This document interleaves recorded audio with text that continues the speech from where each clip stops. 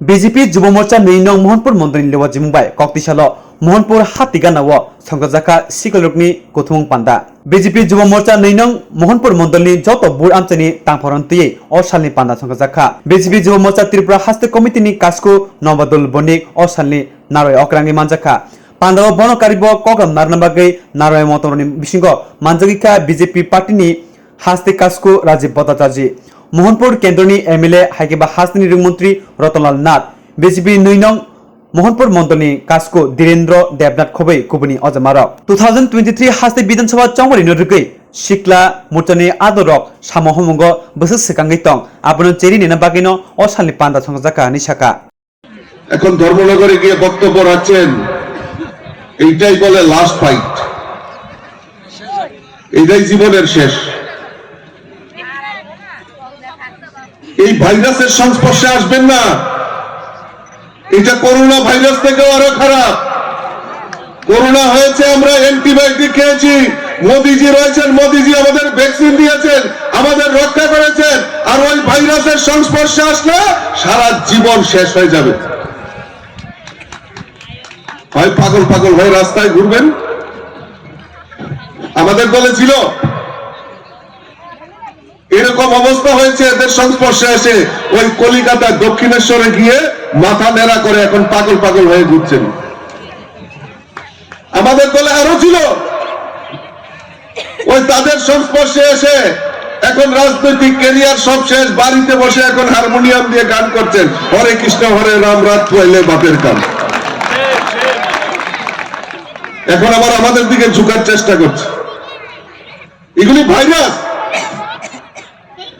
জিজ্ঞেস করবেন না তাদেরকে ওই কংগ্রেসী না তাদেরকে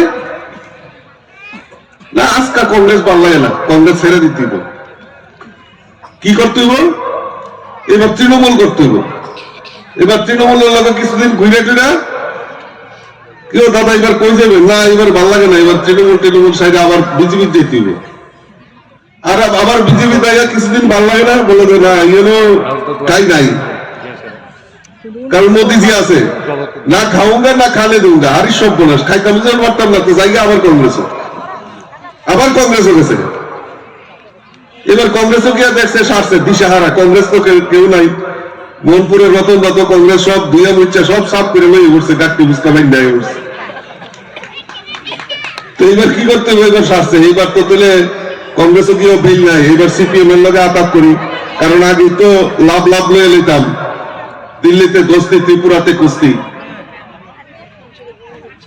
ওই ভাইরাসের সংস্পর্শে আসবেন না কেউ আজকে রেশন শপের মাধ্যমে 11টা নিত্য প্রয়োজনীয় জিনিস চাল চিনি আটা ময়দা মুসুরি ডাল সয়াবিন চা পাতা আজকে রেশন শপের মাধ্যমে যাতে গরিবরা ক্রয় করতে পারে তার ব্যবস্থা ভারতীয় জনতা পার্টি সরকার করে দিয়েছে আজকে সামাজিক ভাতা 700 টাকা ছিল জিজ্ঞেস করবেন ওই এলাকার সিপিএম এর গরিব তরুণী যারা গরিবের সরকার স্লোগান দিত আর গরিবকে কিভাবে শোষণ করা যায় তার ব্যবস্থা করত ওই গরিব তরুণী সরকার যারা চালাতো তাদেরকে জিজ্ঞেস করবেন সামাজিক ভাতা 700 টাকা ছিল আমাদের কমিটমেন্ট ছিল আমাদের প্রতিশ্রুতি ছিল বিজেপি সরকার আসার পর ত্রিপুরা রাজ্যে সামাজিক ভাতা 2000 টাকা করা হবে আজকে আমাদের সরকার সামাজিক ভাতা গরিবদের ভাতা 2000 টাকা করে দিয়েছে তার জন্য রাস্তায় দাঁড়িয়ে কোনো আন্দোলন করতে হয়নি বন্ধুগণ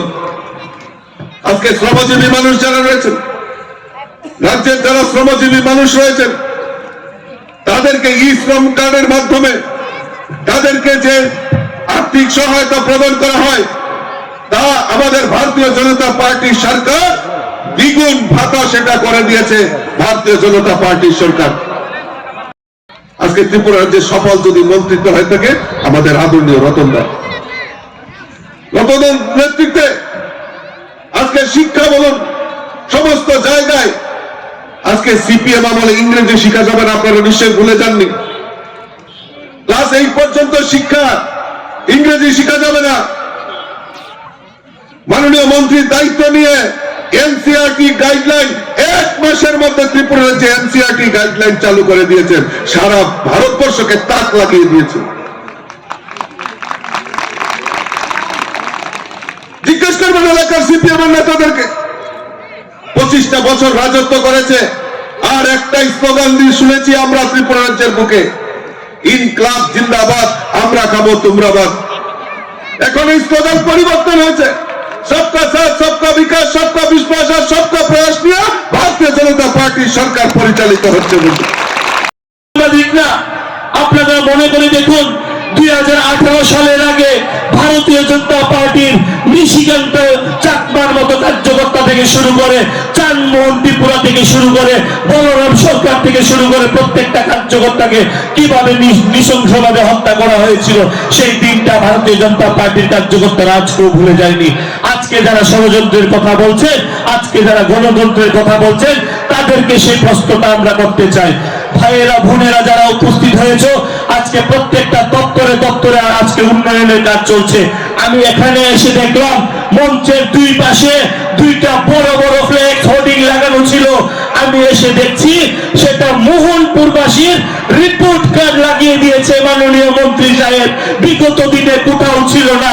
আজকে আমি বিরোধী পার্টির কার্যকর্তাদেরকে, বিরোধী পার্টির নেতৃত্বদেরকে প্রশ্ন করতে চাই, আপনারা মানুষের বাড়ি বাড়ি যাওয়ার আগে বিগত 25 বছরের রিপোর্ট কার্ডটা নিয়ে আপনারা মানুষের বাড়ি বাড়ি যাবেন? আপনারা তাদেরকে বলতে চাই সেই কথাটা। বিগত দিনে কাজকর্ম করেননি, শুধুমাত্র মিছিল আর মিটিং ছিল। যখন করোনার কাল ছিল, যখন আমার যুব ভাইয়েরা বোনেরা যখন মানুষের পাশে গিয়ে দাঁড়িয়েছিল, আমার মন্ত্রী সাহেব যখন করোনা কালে প্রত্যেকটা ব্যক্তির পাশে গিয়ে দাঁড়িয়েছিল, তখন কোথায় ছিল সিপিএম কংগ্রেসের নেতৃত্বরা? তখন কোথায় ছিল সারা রাজ্যে তাদের নেতৃত্বরা? সেই প্রশ্নটা আমরা করতে চাই। আজকে সরকার পরিবর্তনের সাথে সাথে আপনারা জানেন শিক্ষা ব্যবস্থায় আমূল পরিবর্তন করা হয়েছে। সারা রাজ্যের মধ্যে 125টা বিদ্যাজ্যোতির ঘোষণা মাননীয় মন্ত্রী সাহেব করেছে। আজকে লাস্ট 2017 সালে আমার মনে আছে, আমি যখন জেলা সভাপতি ছিলাম আমার জেলার, এই মন্ডলে ঠিক এইভাবে আলাদা আলাদা বুথের একটা বড় সম্মেলন হয়েছিল 2017 সালে। তখন টিঙ্কুদার নেতৃত্বে হয়েছিল। উনি এখানে এসে বলেছিলেন যে সারা রাজ্যে কোনো জায়গায় এত সুন্দর কার্যক্রম হয়নি। আজকে আমরা বলছি সারা রাজ্যে কোনো জায়গায় এত সুন্দর কার্যক্রম হয়নি। আজকে বন্ধুরা যারা যুব মোর্চাতে আছেন বা বাইক যুগে যারা আমার যুব ভাইয়েরা বোনেরা যারা আমার আওয়াজ শুনছেন, আপনাদেরকে বলতে চাই, এই সরকার আওয়ার পর থেকে প্রত্যেকটা যুব ভাই বোনদেরকে কর্মসংস্থানের ব্যবস্থাপনা থেকে আরম্ভ করে সরকারি চাকরি কোনো বিচার করা হয়নি। কে কোন পার্টির লোক, কে কোন জাতের লোক, কে কোন ধর্মের লোক, কে কতটা মিছিল এসছে সেটাও দেখা হয়নি। মাননীয় মন্ত্রী সাহেবের দপ্তর থেকে কিছুদিন আগেও সারা রাজ্যে শুধু হলুদ খাম আর হলুদ খাম। হলুদ খাম আসেনি আপনাদের এলাকায়? আইসিনি হলুদ খাম? আইসে? কোন আন্দোলন করতে হয়েছিনি? কারণ আন্দোলন করছেন আপনারা? কে কোন পার্টি দেখছিনি? সেটা হচ্ছে ভারতীয় জনতা পার্টি সরকার।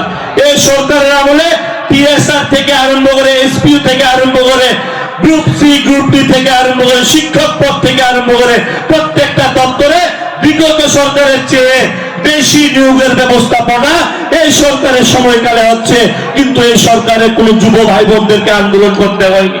কিন্তু বিগত দিনে আমরা দেখলাম যারা শুধুমাত্র পার্টিগত কমরেড করতো, কমরেড পরিবারের যারা ভাইয়েরা বোনেরা ছিল, তাদের বাড়িতে চাকরি জুটিনি।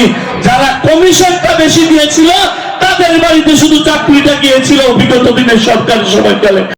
কি বন্দে